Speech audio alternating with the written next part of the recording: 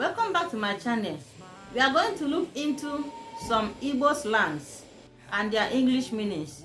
All these slangs, they use it to make themselves happy.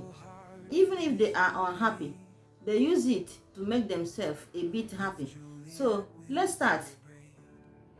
Ọ gbakwara ya titi. Nna di ga gbakwara ya titi. Ọ gbakwara ya titi. Ịgba mmadụ titi. Ihe o meanere bụ he asked her out. He asked her out. That is the meaning of ọ gbakwara ya titi. Onye ọchọnganoku hapụ onye ahụ.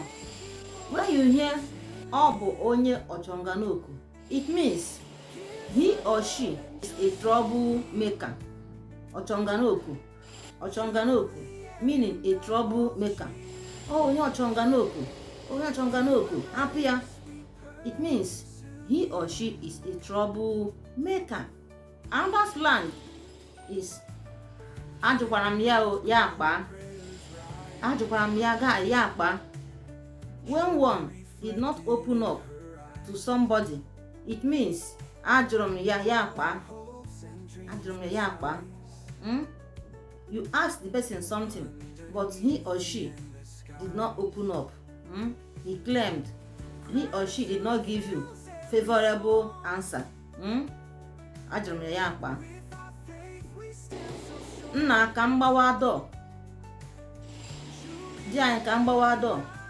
When a person tell you nna di anyị ka mgbawa door, it means please let me keep going. Let me keep going. Nna ka mgbawa door. Di anyị ka mgbawa door. It means let me keep going. Another one is kanwa. Di anyị kanwa. Di anyị kanwa o, awakwa m o, kanwa. When you are speaking with someone and the person say ya di anyị kanwa, it means let me go. Ya di anyị kanwa, awakwa m o. Otu na asụ m ugbu a, awakwa m o, kanwa.